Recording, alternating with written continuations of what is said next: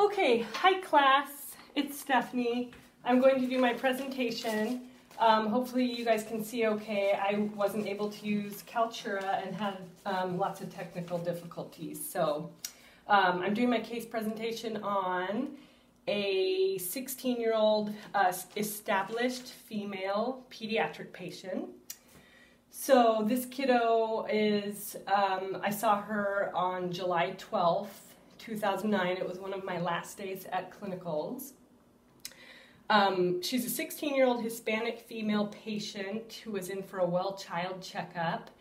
As I said, she was an established patient.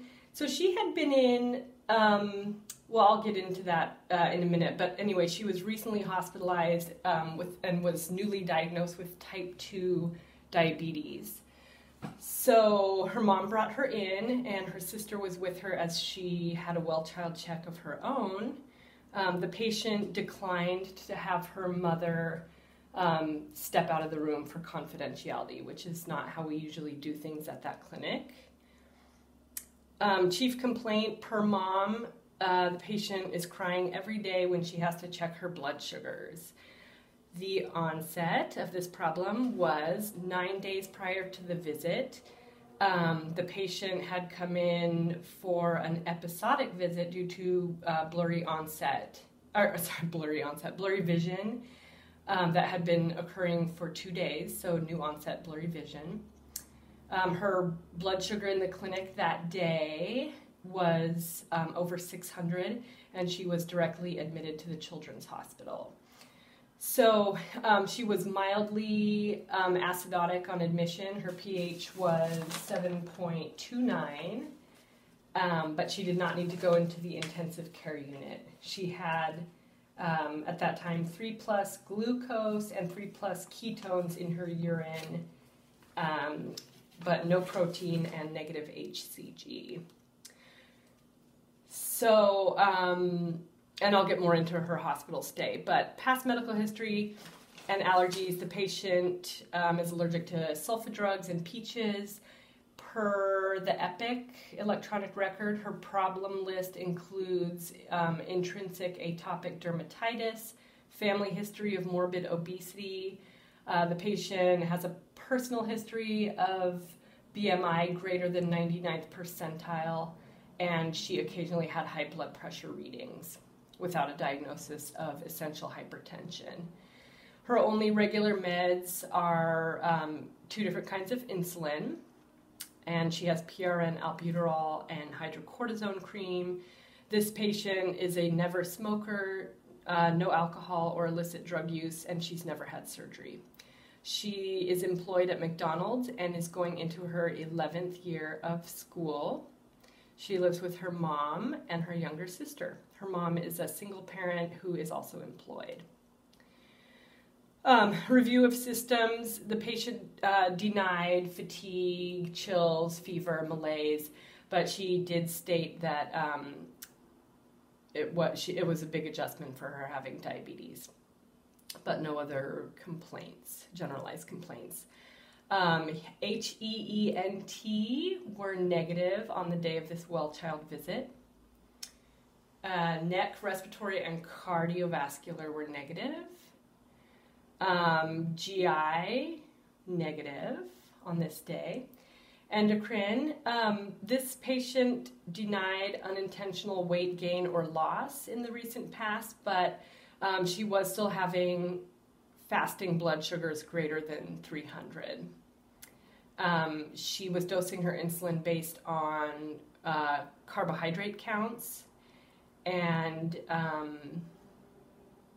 yeah, that's it for endocrine. GI, GU. The patient declined any changes to her urine characteristics. She did state that she was not checking her ketones in her urine like she was supposed to be. Skin, hematologic, immunologic, neurologic were all negative. So, and because this was a well child visit, we did a developmental screening. Patient it was age appropriate. She acted like a typical 16-year-old. She was a little bit sullen at this visit, but cognitively, emotionally, she was able to assert her emotions and find ways to deal with them. She was able to reason, and she understood that actions had consequences. She has close friends, no issues with bullying or problems with teachers, no IEP. Patient's grades are A's and B's by self-report. She's not dating yet, but she has some close male friends, and she had a lot of insight on how to be a really good employee. She had completed puberty. Her breasts were developed. She was Tanner stage 4, or I should say nearly completed puberty. Mom noted no disciplinary problems or concerns, no concerns with peer interactions or sibling interactions. There were no safety concerns with this patient or her family. As I mentioned, no alcohol, tobacco, or drug use. She uses a seatbelt. She doesn't ride her bike, so she doesn't use a helmet. I should say she doesn't ride a bike or skateboard or roller skate. She said she had no need for a helmet. But the family does have internet safety rules, working carbon monoxide detectors and smoke detectors, no guns in the home, no financial concerns, and the patient regularly sees a dentist and an eye doctor because she wears glasses. There were some dietary concerns. The patient does not eat enough fruits, vegetables, or whole grains on a typical day, and probably not quite enough calcium-rich foods on a typical day. And she did report that she likes junk food, soda pop, that kind of thing, like I guess most teenagers do. But they also do not exercise, and the patient did state she was worried about her weight. Here are her vital signs from this well-child visit. Everything was normal except for her weight and BMI.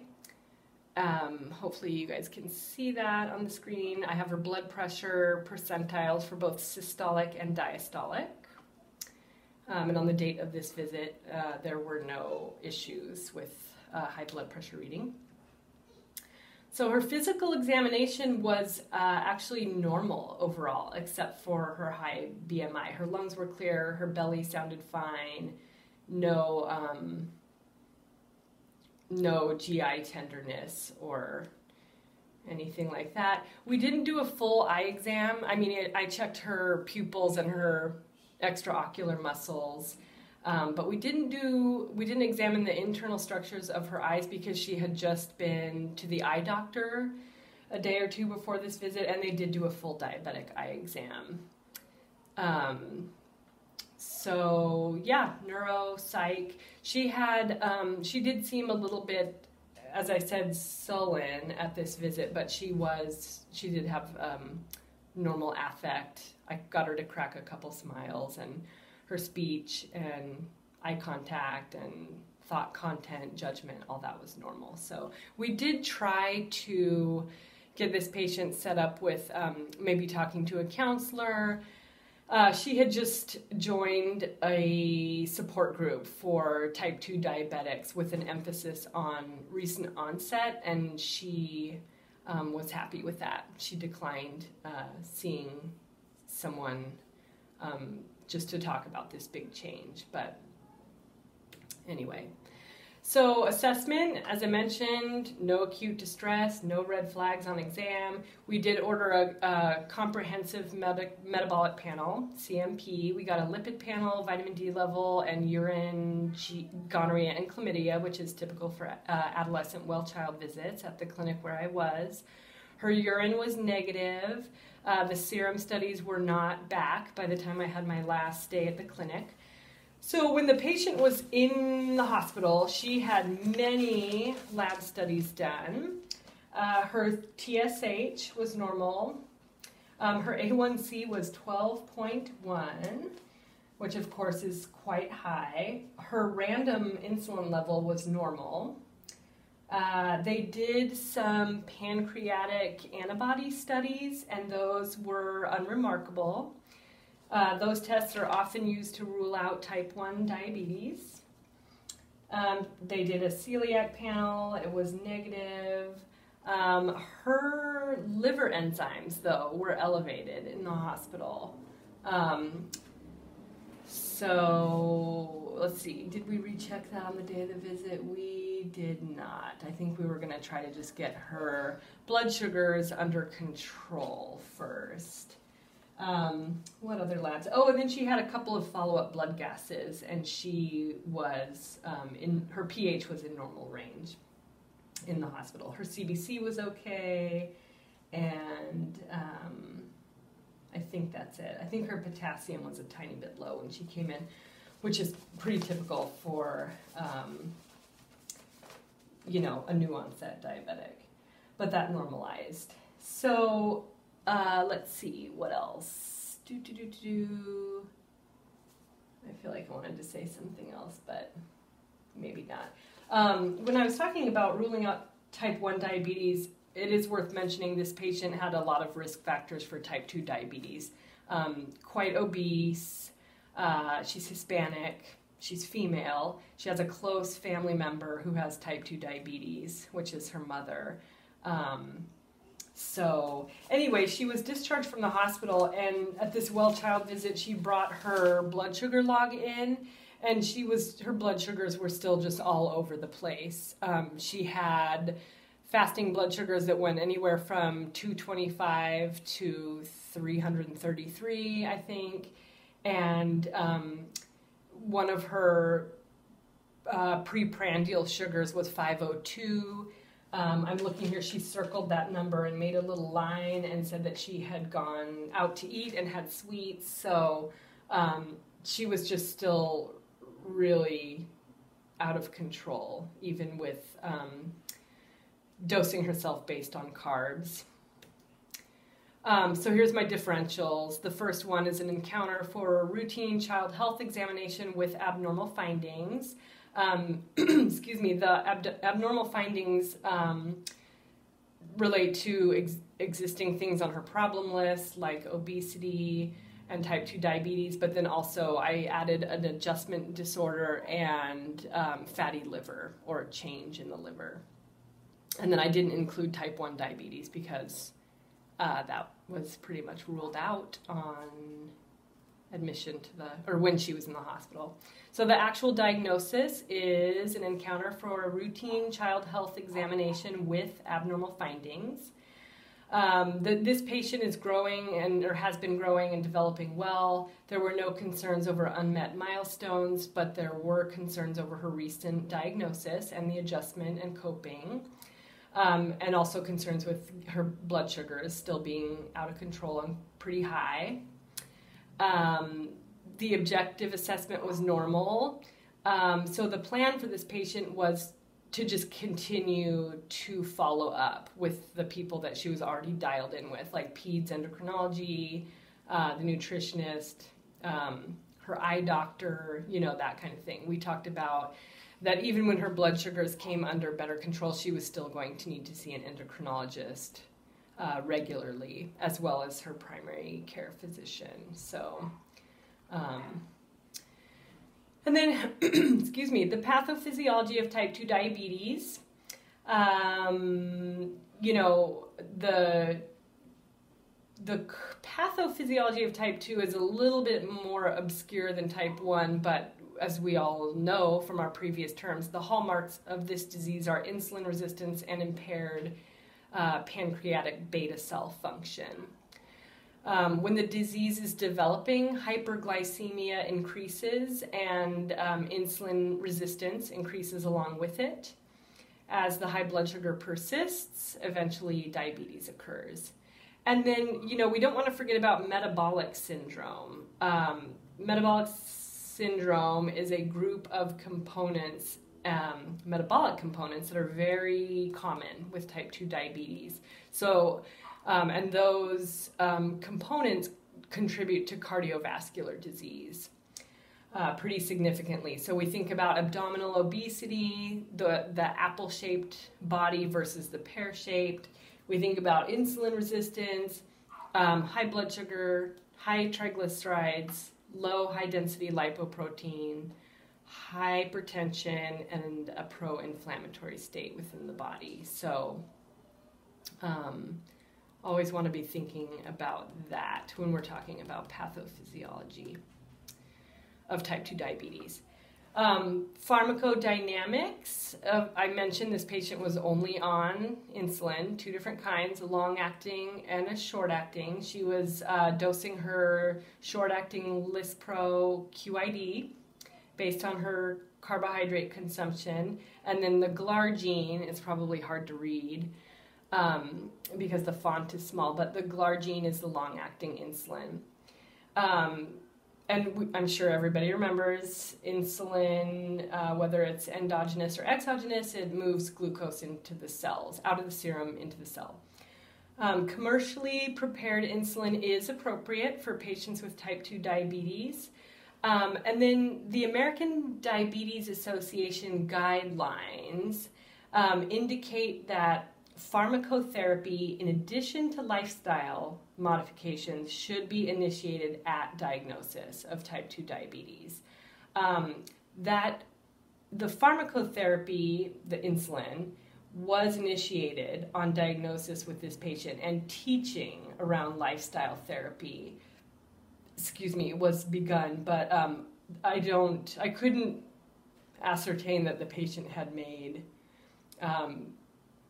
many significant changes. I mean, this was only, like a week out, so hopefully she will make some changes. And then I put something in here. I don't know. My preceptor and I were both very unclear as to why this patient's endocrinologist had not yet started her on metformin. The patient was anticipating that was coming down the line, but that is one of the recommendations from the American Diabetes Association, is get going on insulin and get the patient on a maximally tolerated metformin dose to achieve A1C goal. So we're not really sure what the weight was all about. But anyways, fasting plasma glucose, according to the ADA, should be less than 110. Preprandial should be 80 to 130 by their recommendations, and the highest postprandial should be less than 180. And again, as I mentioned, this patient was pretty far from that. So a change theory that I thought was pertinent to this case is Rogers' theory. So Everett Rogers modified Lewin's change theory and created a 5-stage theory of his own. The stages are awareness of change, interest in the change, evaluation, implementation, and then adoption of the change. This is all over the internet and in books, and it relates a lot, or it's made pertinent to nursing processes. But this, I think this is really applicable to the patient. She had this blurry vision, came in, found out her blood sugar was high, and she was made aware that she needed to make changes. And then interest, I mean, she's an adolescent. It's hard to get her interested in really anything but besides her friends and her phone. But she was looking things up online. She joined this support group. So she was interested. She was reading labels and counting carbs. Evaluation, this patient was logging her blood sugar and recording her dose. And hopefully, as she starts to increase her physical activity and there's so many things that you can do to try to help yourself when you have type 2 diabetes. But when she really starts to take those big steps, she'll be evaluating her changes, hopefully. And then implementation is, of course, figuring out how you're going to make the steps to make the change, and adoption is when it becomes the way of life. So this is a really good theory to be applied to long-term change processes. Okay, patient education and follow-up. We explained to the patient why we were drawing her labs and how she could see the results and when she could see them. We went over warning signs of both high and low blood sugar. We talked about possible causes of type 2 diabetes. We talked about how to minimize the harm with type 2 diabetes, how to get her blood sugars under control. We talked about how to reduce stress, like meditation, exercise, yoga, massage, eating well, getting enough sleep, all that stuff. For follow-up, like I mentioned, she was already dialed in with her peds endocrinologist, the dietitian, the eye doctor, those types of folks. So we really stressed she needed to keep her follow-up appointments, which she was doing, and she needed to keep logging her blood sugars. So the patient knew that she was going to be starting on metformin soon, and then we did what we routinely do at well-child visits, which is to recommend when the next well-child visit should happen, and gave them lots of anticipatory guidance handouts regarding adolescent issues.